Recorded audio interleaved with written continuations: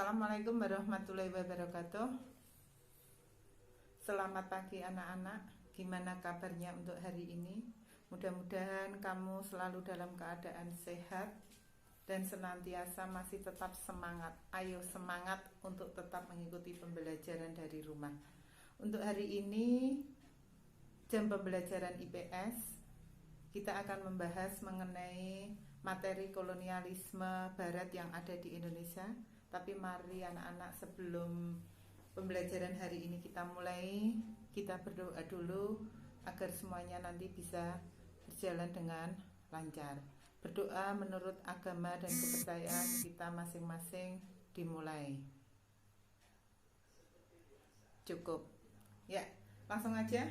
Di sini kami tampilkan yaitu mengenai materi baru, yaitu tentang kolonialisme Barat di Indonesia. Kalau kita bicara kolonialisme, berarti kita bicara mengenai penjajahan yang ada di Indonesia yang dilakukan oleh bangsa Barat.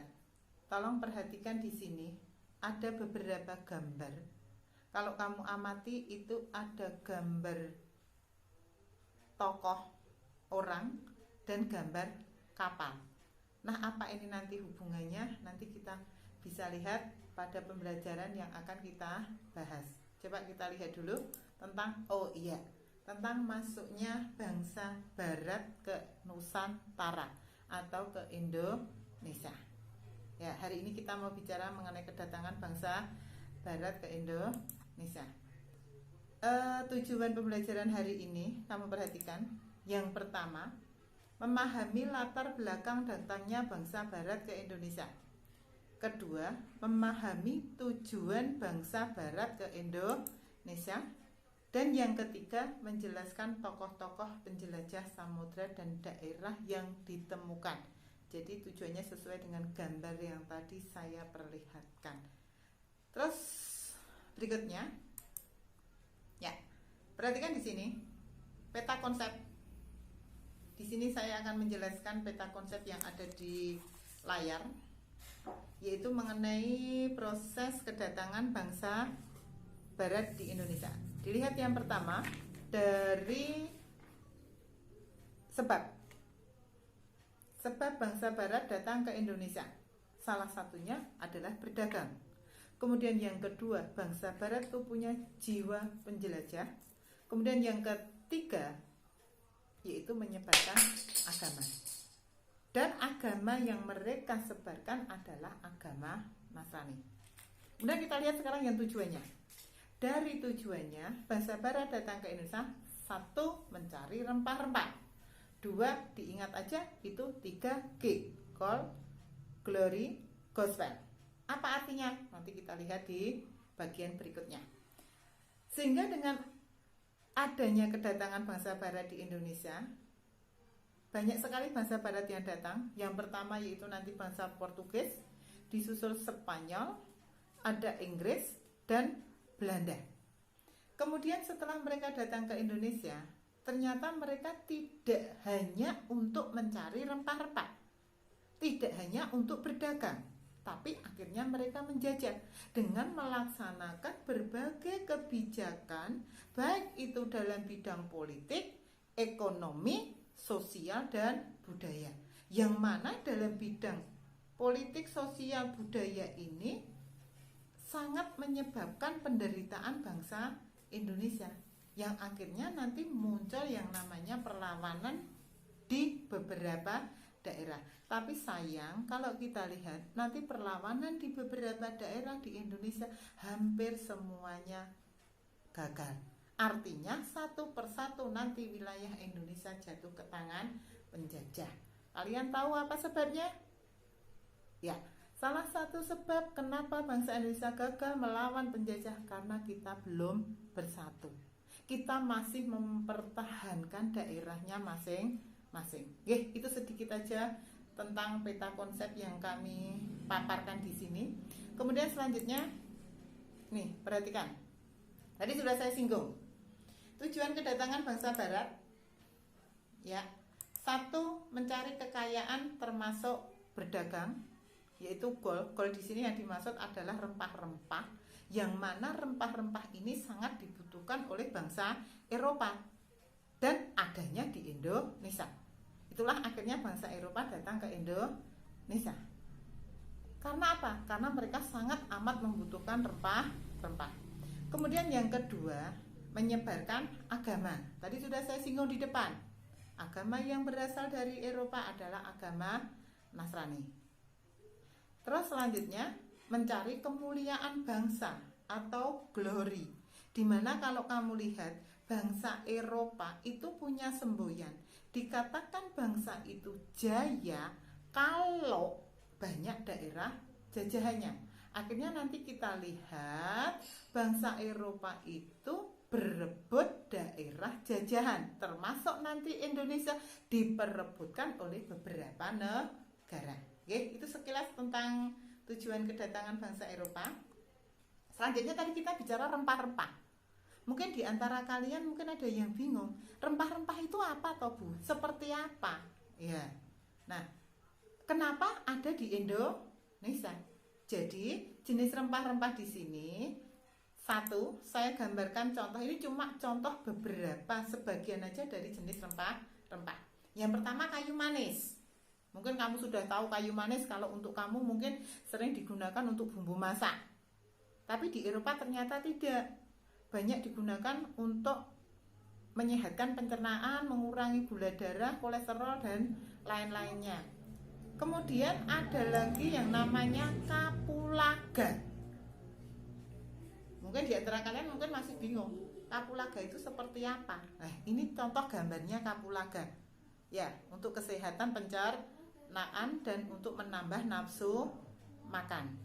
Kemudian ada lagi jenis rempah-rempah yang saya tampilkan di sini, cengkeh. Ya, kalau cengkeh jelas itu tidak asing karena mungkin di rumah kalian nanam, kalian punya tanaman cengkeh. Nah, wujudnya seperti apa? Mungkin kalian sudah tahu. Lah, manfaatnya apa? Kalau mungkin di antara kalian menanam cengkeh itu untuk dijual. Nah, tapi di sini ternyata cengkeh ini mempunyai khasiat yang sangat banyak. Salah satunya sebagai antibakteri di dalam, memiliki banyak sifat antibakteri di dalamnya. Oleh karena itu cengkeh mampu menyembuhkan sakit gigi. Ya, ini mungkin obat baru ya, cengkeh bisa menyembuhkan sakit gigi. Terus selanjutnya ini ada lada hitam, menambah rasa pedas di dalam masakan dan sebagai pembangkit nafsu makan. Itulah saya berikan 4 gambaran jenis rempah-rempah yang ada di Indonesia. Sekarang pertanyaannya, kenapa Indonesia kaya rempah-rempah? Salah satunya adalah karena Indonesia itu negara yang beriklim tropis. Iklim tropis itu yang memiliki ciri yang seperti apa? 1, tanahnya subur. 2, mendapat sinar matahari sepanjang tahun sehingga memungkinkan semua tanaman itu bisa tumbuh di Indonesia. Ya, selanjutnya, ya mungkin dari gambaran itu kamu mungkin ada sedikit gambaran, ya. Terus selanjutnya, tadi kita sudah bicara mengenai tujuan bangsa Eropa datang ke Indonesia kaitannya dengan rempah-rempah. Sekarang kita bicara mengenai penjelajahan samudra, penjelajahan yang dilakukan bangsa Eropa. Karena apa? Karena di gambar depan tadi saya perlihatkan itu gambar tokoh dan kapal. Nah, sekarang kita lihat kenapa bangsa Eropa melakukan penjelajahan. Nih sebabnya. 1, jatuhnya Konstantinopel ke tangan Turki. Kenapa ini mempengaruhi penjelajahan samudra? Karena orang Eropa itu mendapat rempah-rempah pertama kali di Konstantinopel. Kemudian setelah jatuh ke tangan Turki, Konstantinopel ditutup. Akhirnya apa? Akhirnya orang Eropa bingung. Terus mereka mencari jalan lain dan akhirnya mereka melakukan penjelajahan samudra. Kemudian ditemukan yang namanya kompas. Kalian tahu kompas? Ya, penunjuk arah mata angin. Kemudian selanjutnya ada teori yang mengatakan bahwa bumi itu bulat. Itulah nanti yang memicu orang Eropa untuk membuktikan benarkah bumi itu bulat. Nah, Dan ternyata nanti dalam penjelajahan samudra bisa dibuktikan oleh ekspedisi penjelajahan yang dilakukan oleh Magelhaen dan Sebastian Elcano. Dia bisa membuktikan bahwa bumi itu bulat. Dan yang terakhir di situ ditemukan teknik pembuatan kapal. Sehingga dalam gambar di depan tadi ada gambar tokoh dan ada gambar kapal. Itulah nanti yang mendorong penjelajahan Eropa atau penjelajahan samudra yang dilakukan oleh bangsa Eropa. Nah, sekarang kalau kamu lihat bangsa Eropa yang melakukan penjelajahan samudra yang paling terkenal adalah bangsa Spanyol dan bangsa Portugis. Coba kita lihat dari bangsa Spanyol itu siapa saja. Ya, kita lihat di sini. Yang pertama Christophorus Columbus. Dia bisa menemukan benua Amerika. Itu dari Spanyol. Kemudian selanjutnya, perhatikan. Yang kedua, Magelhaen. Tadi saya sudah mengatakan yang bisa membuktikan bahwa bumi itu bulat. Bahkan Magelhaen ini terbunuh di Filipina, kemudian ekspedisinya dilanjutkan oleh Sebastian Elcano dan akhirnya sampai ke Indonesia, tepatnya di Maluku. Ya.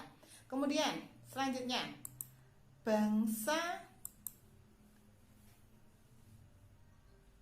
Portugis. Ya, di sini ada Bartolomeus Dias mencapai Tanjung Harapan. Tanjung Harapan itu adalah daerah yang ada di ujung Afrika. Di sini tidak ada rempah-rempah. Karena tujuan pertama mencari rempah-rempah, menemukannya baru Tanjung Harapan. Akhirnya ekspedisinya dilanjutkan oleh Vasco da Gama. Dari Tanjung Harapan, Afrika, kemudian sampai ke Calicut, India. Di India mereka memperoleh rempah-rempah. Iya, ada rempah-rempah, tapi bukan daerah penghasil. Akhirnya dilanjutkan lagi oleh Alfonso de Albuquerque yang nanti tiba di Malaka atau di Indonesia. Itulah dengan penjelajahan bangsa Eropa dengan melakukan penjelajahan samudra, akhirnya diawali oleh bangsa Portugal dipimpin oleh Alfonso de Albuquerque, akhirnya tiba di Indonesia. Dan disitulah nanti setelah itu datang bangsa Belanda yang dipimpin oleh Cornelis de Houtman. Dan dengan datangnya bangsa Eropa ke Indonesia, mulailah penjajahan di Indonesia. Ya, itu sedikit gambaran untuk pembelajaran hari ini. Dan sebelum saya tutup, ini ada beberapa pertanyaan yang nanti harus kamu kerjakan. Ada 5 soal. Yang pertama, jelaskan latar belakang kedatangan bangsa Barat ke Indonesia. Kemudian yang kedua, tujuan bangsa Barat datang ke Indonesia. Kemudian yang ketiga, sebutkan faktor pendorong penjelajahan samudra. 4, sebutkan tokoh penjelajahan samudra dan daerah yang ditemukan. Yang kelima, jelaskan beberapa faktor yang menyebabkan Nusantara kaya dan indah. Itu jadi nanti silahkan tugas. Ini adalah tugas individu, silahkan dikerjakan sendiri-sendiri, dikerjakan di selembar folio. Kemudian setelah itu hasilnya bisa kamu kirim ke WA saya dengan cara WA ke saya. Ya, jadi untuk pembelajaran hari ini mungkin itu aja yang bisa saya sampaikan. Sekian pembelajaran hari ini. Sebelum saya tutup, saya mengingatkan kepada anak-anak, silahkan jaga kesehatan, tetap berada di rumah, dan terus semangat untuk mengikuti pembelajaran. Dari saya sampai di sini, wassalamualaikum warahmatullahi wabarakatuh.